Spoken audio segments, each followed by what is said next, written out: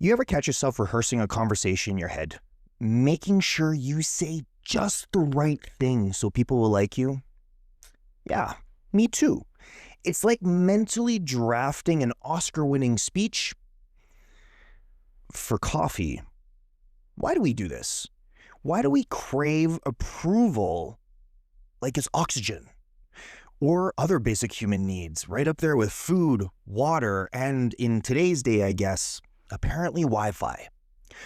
Whose approval are we actually chasing? And more importantly, what would happen if we just let go of that need? Welcome to the Wolverine Lifestyle Podcast, where personal growth meets deep thought and introspection. I am your host, Dylan Andres, and in today's episode, it's inspired by a journal prompt that just continuously over and over scrambles my brain. Whose approval have you been seeking? And what would happen if you let go of this need? Whew. When I sat down to actually unpack that, which I have many times, I realized that, there are a lot of parts of me still wrapped up in seeking approval. Even after all these years, I've done the work. I've done the work to break free. I've done the work to release those old patterns, but some of them, they're still lurking. And if you've ever caught yourself bending or shrinking or twisting into someone you're not just to feel accepted, then this episode is for you too. I want to start by taking you back to a younger version of me, the kid who always needed to belong. Growing up, my family moved around a lot, or what I perceived to be a lot anyways, like averaging once every 5 years. We were never in one place for too long, which meant consistently being the new kid. And let me tell you, kids, they're brutal. They're brutal. I don't know how kids do it nowadays. They have incredible ways of sniffing out what makes you different and using it against you. I got bullied a lot. Most of it not terribly extreme, but some of it was definitely enough to make me question myself, who I was and why I was even here in the first place. It was enough to make me feel like the only way to be accepted was to be what other people wanted me to be. So I became a chameleon, adapting to whatever group I was in, making sure I never rocked the boat. And somewhere along the way, I started to believe that my value was directly tied to how well I could fit in. Well, here's the thing. When you spend years shaping yourself to be liked, you lose track of who you actually are. For a long time, this approval-seeking mindset ran my life. I didn't even realize it, but I was making decisions based on how they'd be perceived rather than what I actually wanted. I would subconsciously try to control how people would receive me. Sounds fun, hey? This took the spotlight of my life in many different areas. The two prominent areas, though, were relationships and business. In relationships, it showed up as being or trying to achieve to be the perfect partner. I called it the perfect partner syndrome. I remember relationships where I thought my job was to make my partner happy. And not in the normal healthy way, like literally believing that if they were unhappy, it meant I was failing.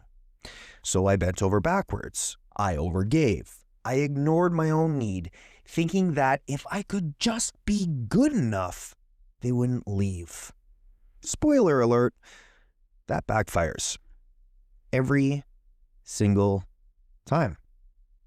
Because the second you stop showing up as your authentic self, the relationship stops being built on something real.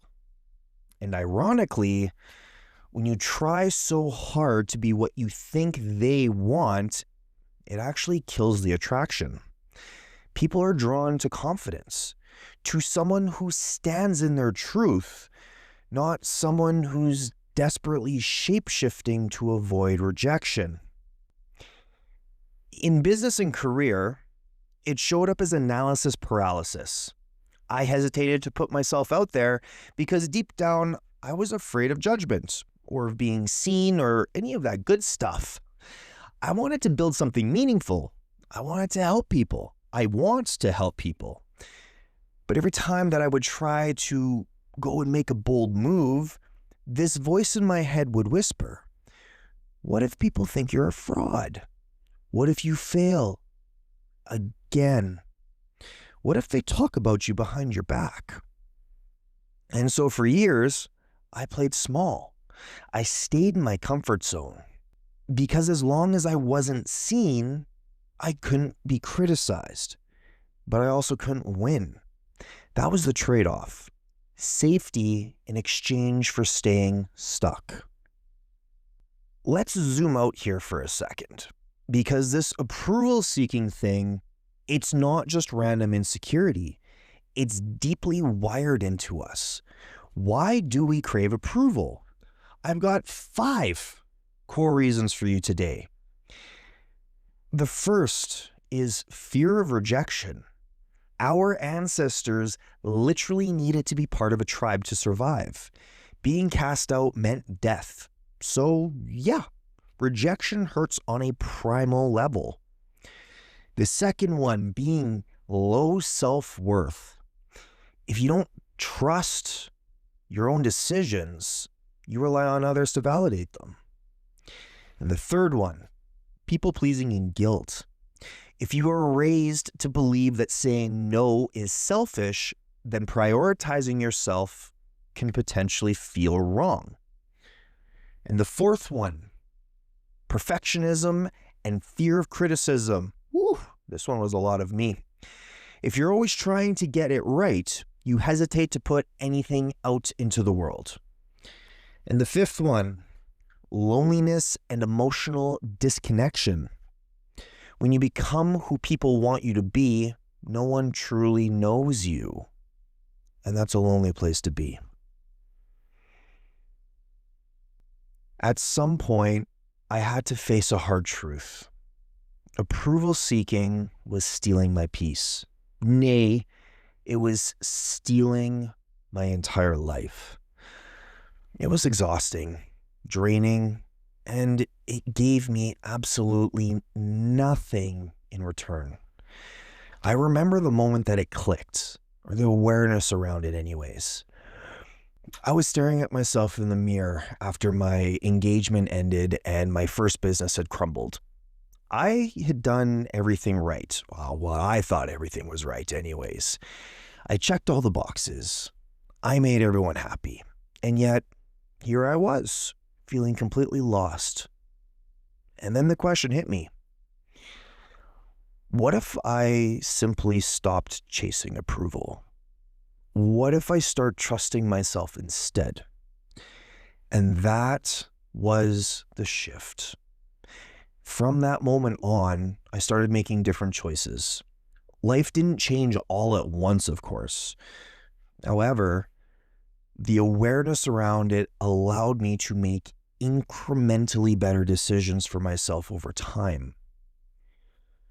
So, how do you break free? Let's get practical here for a moment. Firstly, get honest about where you're seeking approval. Like, brutally honest with yourself. Take a look at your life. Where are you filtering yourself? And who are you afraid to disappoint? Get real with yourself about where this pattern is showing up. Second, set boundaries and stop over-explaining. You don't owe anyone an explanation for being yourself. Practice saying no without justifying it. Third, make decisions based on your values, not what society says, not what your parents expect, your values. The fourth, embrace discomfort. Approval seeking is comfortable, but growth, That requires discomfort. Let people misunderstand you.